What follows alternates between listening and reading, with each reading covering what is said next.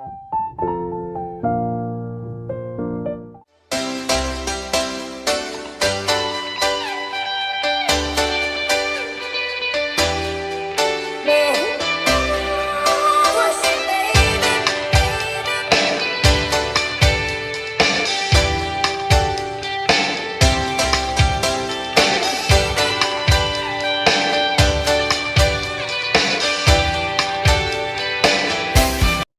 everyone. Welcome to the brand new episode of our podcast, The Business Queens. Today, we have amazing and charming Miss Pallavi on the show, who's the founder of 26 Tech. Pallavi, I welcome you to today's show. Thank you, Ishleen. It's a pleasure to be here. Same here. It's a pleasure to host you today, in fact. Thanks. I'm looking forward to the conversation. Yeah, me too. Okay, Pallavi, so let's start with your journey. How did you get into entrepreneurship? Like you always wanted to be an entrepreneur, or how did the things turn around for you? Got it. So I have quite a long journey. It's not that I set out to become an entrepreneur. I actually started out as an automotive engineer, which was back in 2004. And that's what I did for the first 10 years of my life. So I worked in 3-4 different countries across 28 vehicle lines. And my longest stint was at Ford Motor Company, Australia, which gave me a lot of global exposure. It was in 2015 when I had an idea for a startup. I wanted to launch an online magazine for children because I used to love reading, and I thought that that is what was missing in today's generation. So that's what me and my husband did. We launched a startup, and with our full-time jobs, we ran that startup for 4 years. Sadly, we did not break even, and we had to shut it down. But one of the things that I really realized in that one was that for bootstrapped entrepreneurs to be successful, it is quite challenging. And if you don't have the right marketing support, who doesn't understand that you have budget constraints, you have time constraints, you have resource constraints, if they don't understand that, then marketing becomes very difficult. So that's actually when I made the switch into marketing. And I worked at a university as well, which was kind of like a startup university. So we were doing a lot of marketing activities in a very, very small budget.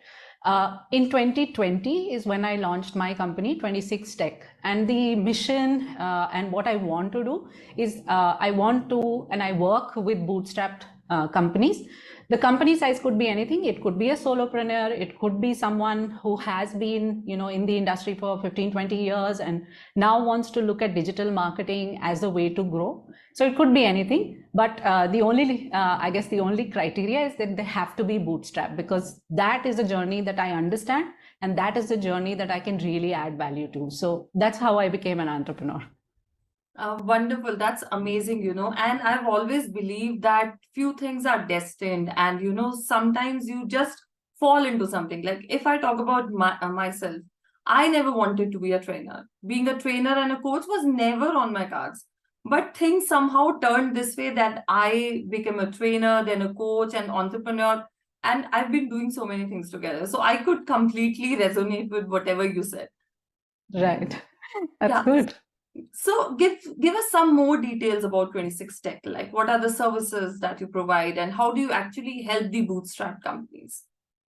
So, well, when I started, I was also in a little bit of an exploratory mode, trying to figure out the right balance between adding value and, obviously making money for the company. So in the first year, I did work with a lot of solopreneurs.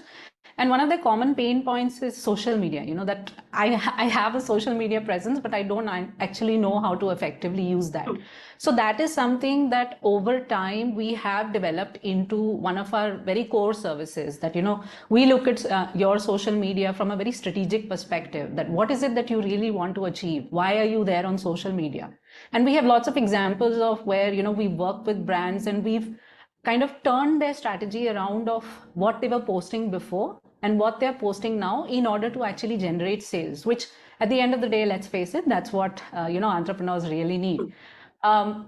So social media is, of course, one of the major services that we have. But what I personally like to really get involved in is the entire marketing strategy. So in the second and the third year is where I had started kind of becoming like a fractional CMO for different companies. So it could be like I've worked with a soft skills training company who were training kids, and I looked after their entire marketing for 1.5 years in order to generate sales for their courses. So there my involvement was absolute. Like I was looking after their 3-4 marketing executives who were doing, we were looking at WhatsApp, email marketing, social media, personal branding, and a lot of different things. So that is what I would say 26 Tech has now really evolved into, that we may start with a social media engagement with the brand, but over time, 3 months, 6 months or so, we actually get more involved in all the other activities. And I think that is more useful for a brand, because once they have built that trust with the marketer, that the marketer really understands, who our customer is and what is it that sells for them, that is when they're able to come to us and say, I've been thinking about cold email outreach. Do you think it's going to work for me? And I can give them a very effective answer, which they will trust. They will know that I'm not trying to sell them a service just because I'm trying to get a client. We have that relationship already. So, it can evolve into a much greater and a much more effective marketing relationship. So to answer your question, I would say that in the last 3 years, I would say marketing strategy is what our strong point is. Let's get started with that, and then let's see what other services we can offer you depending on what your goals is. Wow, that sounds interesting indeed. So let's talk about all of them one by one. Let's talk about marketing strategy first. So what are the key guiding principles that guides you? Like, how should the marketing actually be? So, and I'll do this with an example really. So we are working with one company who are launching a new software into a very crowded space. So there are existing competitors already, and this software is different, but as I said, there are already existing competitors. So the entire thing, I guess the entire objective about the strategy was that we really had to understand their industry, their customer, which is what, frankly speaking, every marketer starts with. But we also had to understand what is our positioning going to be. How are we going to say that this software is different to someone else? So we did extensive research online. We spoke to a lot of their experts in their industry to understand what our positioning is going to be, why they would go for this particular software. And then we also identified multiple people in their buying journey, that when the software is being sold, there are 3 or 4 people who are actually making the decision. So we had to understand, okay, for each of that role, what are their pain points, what is the question that they will ask the salesperson, right? So doing all of that gave us a very nice customer persona for every person in the decision making process. Following that is when we created out a 6-month strategy, and we said, okay, now we know that this person or this job role is very active on LinkedIn. This is where they make their decision. So of course we need to have a strategy for LinkedIn for the next 6 months. Maybe the CEO is not so active on LinkedIn. Maybe they are attending some sort of conferences. So in our marketing plan, we had to put all these things. So at the end of that, we had a very clear plan for the next 6 months. These were all the channels that we were going to, and these are the activities that we will do. And then of course comes the execution. So for marketing strategy, whether it is a very small project like social media, or it is an extensive one like what I just explained, everything starts from who your customer is and where you are positioned in the market, because those are the 2 things that will really decide what is it that you're going to be focusing on in terms of marketing. Absolutely. And you know what, when I work with entrepreneurs, these are the 2 questions that are my first ones. I always ask them, who are your ideal customers? Who are you selling to? And many times people say, we are selling to everybody. Like, our product is so good, everybody must buy it. So I always tell them, this is the first thing you need to do. You need to create your ideal client profile. Number 2, their positioning is extremely important, because entrepreneurs, most of the times they tell me, we are facing a lot of competition. There is, the competitors are giving the same services at a lesser price. So why would somebody buy from us? So I tell them, you have to position yourself such that they buy from you and they don't compare you on prices with your competitors. So when you are yourself not sure about your product, and you are yourself disheartened that, we are selling it at a premium price, no one is going to buy at such price, you are going to give them discounts. Because you are yourself not sure. And discounting is something that eats up the revenue of the organization. So I Yeah. never tell my clients to give them unnecessary discounts. Yes, discounts are also one strategy, but they only work when they are actually put forward in the form of a strategy. Otherwise, Yeah. they eats up your revenue and profits. So that's a Yeah. wonderful point indeed. Okay, tell us one more thing. We were talking about social media, and social media was quite a buzz since, 3, 4 years. But at that time, still people were not very active. Now, Mm. most of them, I would say, are active on social media. Then, Mm. social media, there are two kind of marketing efforts that work. One is the content marketing, other one is the paid marketing. So, which one Right. is better in what scenario? Like you as a marketer, what would you suggest? What is the right time for anybody to decide whether I should go for the paid advertising or whether I should keep on doing the content marketing? Got it. So, see, with social media, it is at the top of your marketing funnel, right? It's at the brand awareness stage. This is where, because, like you said, everyone has access to it. This is the place where you will be most easily found. And this is the place where somebody is likely to follow you, even if they have no plan to buy from you immediately. They might just follow you because they would like to do that, right? So every founder or every business needs to remember that social media is a brand awareness tool. And that's why I always recommend that content marketing is what you should start with. First, you need to create consistently, you need to create content that totally aligns with what your customer is looking for, right? What is the problem that they are trying to solve, and how your product or service is the absolute answer to that problem. It is still a very, very slow process. I've seen 6 to 12 months is where you actually get some sort of an engaged audience, Right. because it's not just your content, so you don't have to take it personally. It's algorithm and so many other things. Your content is actually not going to be seen by more than 50% of your followers. So that's just how it is. So you have to have that patience. However, you do need that motivation, you do need that acceleration in sales. So what I recommend is that you start off with a great content marketing strategy. Take about 3 to 6 months to really position your brand on social media, and that's when you start going for paid campaigns, because now whichever platform you are on, that algorithm has understood, okay, these are the people who like to follow you, these are the people who engage with you, these are the people who will click the link in the bio, like on Instagram. So now, even if you choose your audience, the platform itself will assist you to show it to the right subset of that audience. Right. And those are the people who are most likely to take action. So start with content marketing, and then think about paid marketing depending on what your budget is. Yeah, so this brings me to the another question which just popped out in my mind. Yeah. Because many times, people are quite like whether I should be active on one social media platform or on all of them. So what do you suggest? So the answer, of course, depends on what type of business you are and what type of customers you have. Having said that, as a rule of thumb, I would say you should have at least 2 social media platforms. And in some cases, for example, for B2C, everyone says that for B2C, LinkedIn is not really the best platform for you. And we know that Facebook is kind of dead anyway. So that leaves you with Instagram. Having said that, having a company presence on Instagram and a personal presence on LinkedIn for a founder is extremely effective. And by the way, that's what I started with. I had only 2 platforms when I started with. I started with my Instagram, and I had a personal brand on LinkedIn, which I have continued to maintain. And that's how I'm getting my business. I'm getting my business from both places, and I get different types of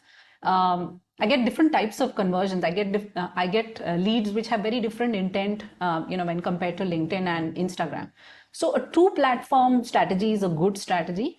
If for some reason you're not at all comfortable with Instagram, or your brand doesn't align with anything on LinkedIn, then also you should have a second marketing channel.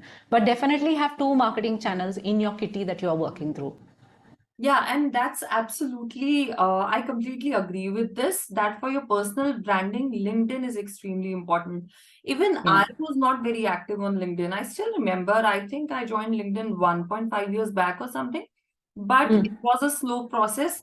I still remember my first post got, I think, 1 or 2 likes or something, no Yeah. comments. I used to put a lot of posts, and for initial 3 to 4 months, I I still remember there was a time I got disheartened and I was like, whether there's something is wrong with my content or with my Yeah. positioning, or I'm not getting connected with the right set of people. What is wrong with it?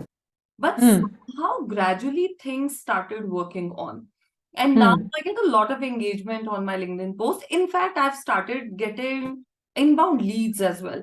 So LinkedIn, Exactly. I must say, it is a very good platform, especially if you are into B2B, to get Yeah. inbound leads. If LinkedIn is done right at your end, you are Correct. you are going to get good number of leads from there. So Yeah. thank you so much for sharing that and adding value via this, talking about social media and everything. Okay, tell me one more thing. Like Yeah. digital marketing. So Hmm. these days, performance marketing is a new in, and there are a lot of Hmm. performance marketers. So what is the Hmm. basic difference between a digital marketer and a performance marketer? Because people are like, they are not very sure whether they should go for a digital marketer or a performance marketer. So how should they choose, and what is the basic difference between both of them? So performance marketing is actually a specialized area of digital marketing, like SEO or digital PR. Performance marketers are extremely good at building marketing funnels. They're extremely good at numbers. They're extremely good at building conversion strategies for, like, e-commerce is a very common industry where performance marketing is used. So they're extremely good at that. They look at the entire funnel of actually the paid campaigns. That's what performance marketing is. In the space that I work, for most bootstrap companies, performance marketing does not make sense at the very start, because it does involve a lot of budgets. It does involve you to spend at least 30 to 40,000 per month to be able to actually see results, and then you have to spend it for 6-7 months to really get your profit from that. Digital marketers are, I would say, more generalized. They do look at things like email marketing. They do look at things like your website content, how your website design should be. They even look at small things like putting links in your signature that track and take people to the website. So digital marketing is literally using all the digital tools that are available at your disposal to market your brand. So I think that if a brand is undecided about who to go with, start off with a digital marketer. Start off with someone who has a general idea of a lot of different channels, and then through that journey, then say, okay, now I need a specialist in this area, or now I need a specialist in this area. That will help you use your budget more wisely. That will help you actually focus your energy on the right channel, because, as I said, performance marketing is not the right strategy for all the businesses. Right, right. Having said that, tell us something like, what are the things one should keep in mind while choosing a digital marketer? Because there are a lot of them in the market right now. And many times people ask me, can you refer somebody? Can you refer some digital marketer? Because we don't know which one is the right one, which one shall I go for? So is there a Right. particular set of questions they must ask, or a checklist that they must keep into mind while hiring one? So I actually have like a free one-on-one consultation for this very reason. So whenever somebody comes to me and says that I need marketing support, I send them the link and I say, please book my calendar. Let's have a chat for 30 minutes. Because, as you say, there are a lot of marketers out there, and because there are a lot of marketers out there, and that's the reason why a lot of founders actually not quite sure what their expectations are from marketing. They know that they have a problem. I need to make sales, but either they will have a little bit of idea that, oh, I think I need to do social media, or I need to do this, or they may come with absolutely no ideas. So usually when I'm having this conversation with people, I'll tell you a few questions that they ask me.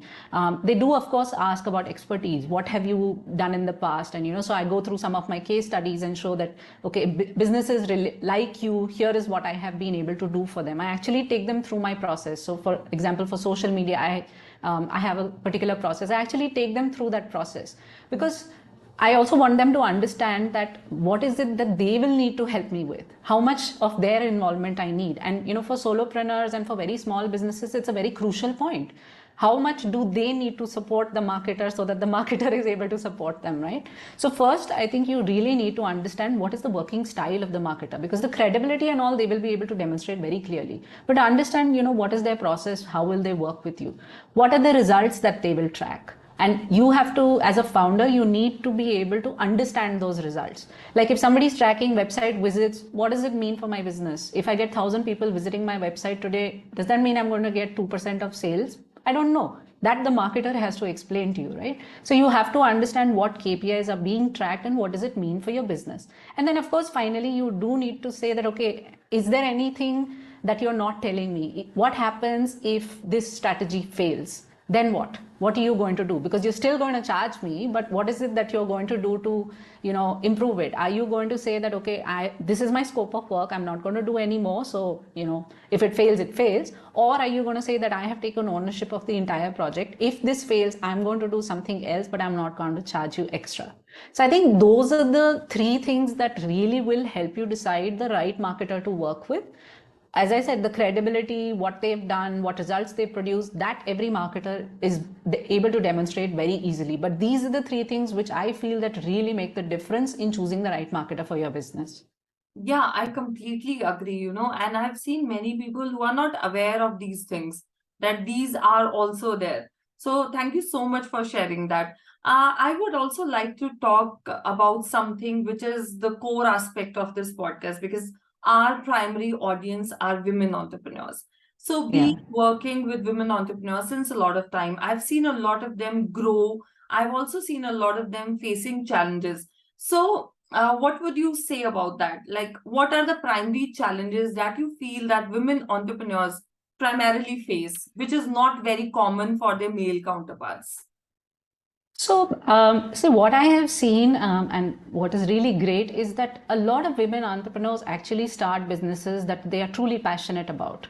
And it may not be the same for all male, men entrepreneurs, but for women, I have seen that a lot of them are actually, working in areas that may or may not have a business potential, but they really feel that they can make a difference. They really feel that they can, add value to that particular sector. I think that is the advantage of being a woman entrepreneur. The challenge with that is that after a little while, it becomes very much about you and yourself, that, this was your passion and this is what you started with. Women entrepreneurs may get stuck in the rut of not thinking about growth, not thinking about separating the business from their their mindset. And I feel that is and I've seen this a lot because I am a marketer, so I kind of I'm able to identify this mindset block, that I think you need to think about, I've started it because of my passion, but how am I going to keep continuing it so that the business is separate from me? Because that is when you will achieve true business growth. That is when you will be able to achieve scale. You'll be able to hire a team, a very competent team who will be able to manage it without you, leaving you, the founder, as the strategic head. That's where you will start thinking, okay, this was my passion. Let me go back to my passion and say, what else can I do? What are the products I can add? What are the additional CSR activities that I can do? And so many other things, right? It will free you up to think like a CEO. And I feel that anything that anybody does, whether it's coaches like you or someone else who helps women cross that little bit of a hump, I think that is extremely, extremely crucial for women entrepreneurs. Help them achieve that growth mindset and think beyond, just being a single person. Think like be ambitious and think like a big company. That's the thing I feel very strongly about. I couldn't agree more, because when you were saying that, I could think of so many clients of mine who were being in the same mindset. I still remember one of the client of mine, she contacted me and we had that consulting call and everything. I could make out that she's still not ready to, grow her business. Somehow they get stuck into a loop that, and I don't know whether I'm right or wrong, but I have still seen women entrepreneurs not looking for growth. One of the reasons is they feel that they are not the primary breadwinners for the family. Their husband has a very well-established business or job or whatever, so they are just doing it for their passion. So that's when you were saying that, I could feel it, and I could. There were a lot of people whose faces came in front of my eyes when you were actually saying that. So yes, it is extremely important. Please don't take your business as only your passion. Your business is scalable, and every business is scalable. It's just that you have not found the right way to scale your business. Otherwise, there is no such business which cannot be scaled. And put your business on automation. Come on, hire people. You have to leave a legacy behind you. If your Yeah. business is just because of you, it is not going to sustain after you. Yeah. And this is Correct. the harsh truth. Everybody has to go. So you can't stay here forever and keep on growing your business and working for it. So please start delegating tasks. Please put your business on autopilot, which is Yeah. extremely important. Correct. Absolutely. Okay, so earlier when we used to talk about women entrepreneurs, so there were not a lot of role models, who were there, and otherwise also there were not a lot of marketers, coaches available to help them out. But these days the scenarios have changed. So what are the things that a women entrepreneur must look for when it comes to upskilling herself? What do you think are the few things they must go for? So I can tell you from my experience, being a first-time entrepreneur, that I feel like I did not struggle so much with the mechanics of it. You know, how am I going to set up the company? What are the activities that I'm going to do? That came naturally to me because I was doing something that I was passionate about. Some of the other things that I felt were very challenging for me, and I've now seen other women entrepreneurs also go through it, are the softer side of it. Like, how do you actually negotiate with someone? Or if you're pricing for someone, which is a little bit complicated, there's a lot of back and forth. What is it that you should do so that you get better returns? So there's the financial side of the business, which I'm not sure that a lot of people, men or women, are very comfortable with. If they don't come from business families, maybe this is something that they have never experienced in their life. So I feel that is one side of the business, the financial side of the business, that they need to get better at. And I know I'm getting better at it every time I speak to another entrepreneur. The other side of the business, and I think we touched upon this already, is the automation, the delegation, the ability to run a team that is efficient. I know that when you start delegating work, a lot of people say that, oh, अगर मुझे ही करना था तो मैं ही कर लेती. Like if it's going to take me this much time to explain it to someone, I would do it. I'm just going to do it myself. Whereas we know that delegation takes a long time. It requires a lot of effort. It can take 6-7 months for you to really onboard your new employee, and that is another skill that we really need to learn. We really need to be able to look at and improve and get better at. So those are the two things that I feel are the top skills that I've come across, that I have faced, and that I have really worked to improve over the last 3.5 years. Wonderful. And tell us one more thing. How Yeah. and why is marketing important for businesses? Because I've still seen people who do not market themselves well. So I told you, right, my first startup did not become profitable. And the main reason was that we thought our product was a great product. Everyone's going to just fall in love with it. And they're going to come knocking at our door and say, we want to buy a subscription. Every product is a great product. Every new idea that you come up with is excellent. But there are so many out there now that you cannot afford to not talk about it. And I say this to all the founders, that unless and until the founder is not front and center talking about what they have done, no one's going to really feel that, okay, I should go for this one. Marketing is what builds loyalty. Marketing is what builds trust. Those are the two things that you need in this competitive world to have long-term sales. And if you don't do that, then like we talked in the beginning, it's very much about a discount strategy. Festival chal raha hai, let me put everything at 30% off. You'll get few sales, great. Maybe you put up a stall somewhere, you'll get few sales, that's excellent. But where is your strategy to have long-term, consistent sales from customers? That is where marketing comes in. So you cannot afford to not look at marketing at all. If you're not looking at it, then I know that businesses fail because of that. Absolutely, because consistent flow of leads is extremely important. And especially when you are a bootstrap company, you are a solopreneur, or you are a small business. Because what happens is, initially when you start doing marketing, you start getting leads. And then many a times they get overwhelmed and they stop marketing themselves. So they must take care of this thing. You have to design your marketing funnel, and you must have the consistent flow of leads. Wonderful, Pallavi. And this has brought me to the end of today's podcast. I must say there are still a lot of things that are coming to my mind, and we must have another podcast episode to discuss about that. But Yes.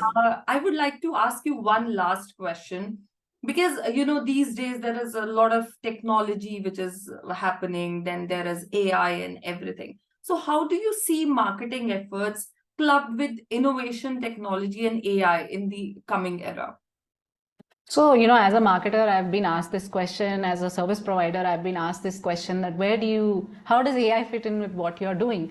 And I was just seeing a post today by someone who talked about saying that, last year, AI was the boss, sitting with glasses on. And now everyone who has tried and tested AI knows the limitations. So the way we've used it, and I would suggest that everyone uses it in a similar manner, is that AI takes that initial load of the legwork of doing research, or the legwork of thinking about what you're going to write in your blog, and the legwork of all of those other little things that take up your time. Use AI to build a little bit of a foundation, but then a human steps in and says, okay, this is repetitive, because that happens a lot in AI. You look at it and you say, oh, this is repetitive, this is not useful. So you need a human with an expert mind to look at it and say, okay, this is useful, this is not useful, and then you go and build whatever it is that you're creating out of it.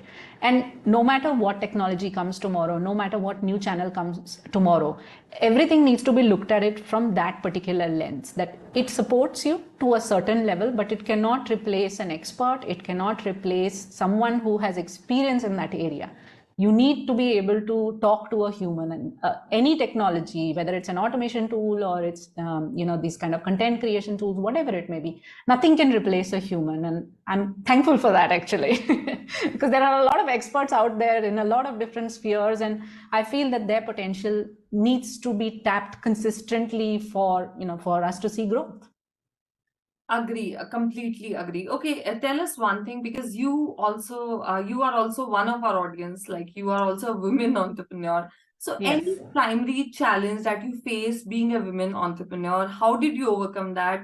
And what would be one message you would like to give to our audience today? Awesome. So I actually did face a challenge, which was an invisible one for me. I didn't realize that I had that challenge.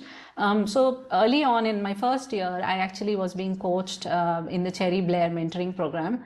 And my coach asked me, like you did, tell me about yourself. So I told her, and I said, this is what I've been doing. And I've been, I've just become a marketer. I've started 1.5 years ago.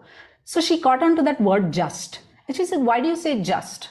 So I said, because I've just become a marketer, it's like 1.5 years. So she said, but yeah, you have so much experience, you have 10 plus years of experience. So I said, I was trying to explain myself that, what I meant was I was an automotive engineer. She says, no, that does not matter. Don't undersell yourself, because when you start putting yourself under a critical lens, everyone's going to look at you from that perspective. And after that, when I'm talking to other women entrepreneurs and I see that they are self-censoring themselves, then I actually call it out and I say, but why would you say it like that? If you say it like that, that, oh yeah, this is what I'm doing, everyone's going to look at you from that perspective. So again, I'm not sure whether all women entrepreneurs are like this, and I don't know whether maybe men entrepreneurs might be like this as well.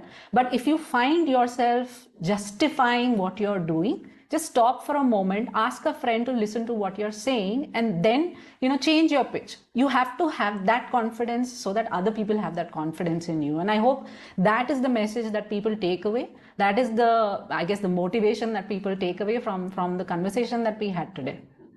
Amazing, because I have also witnessed firsthand people who have very good services, who have very good product, but they are themselves not very confident. Somehow they go through that imposter syndrome. No, they are the best, but they are self-criticizing. So you Yes. must be very, very confident about whatever you are doing. I'm not saying that don't look for the gaps. You must, but you must be confident as well. So thank you so much, Pallavi, for enlightening our audience today. And it was such a pleasure talking to you today. Thank you so much, Ishleen. I loved sharing my experience. And I think the more entrepreneurs that I talk to, I realize that we are all going through kind of a similar story. So I hope that what I have spoken today actually resonates with someone and they're able to take away something out of our conversation today. Thank you so much for hosting me. Yes, for sure. You have really, brought up such valid points, and I'm very sure people are going to learn a lot of things from our conversation today. Thanks, Ishleen, and all the best. Thank you. So this is Ishleen Kaur signing off. See you in the next episode.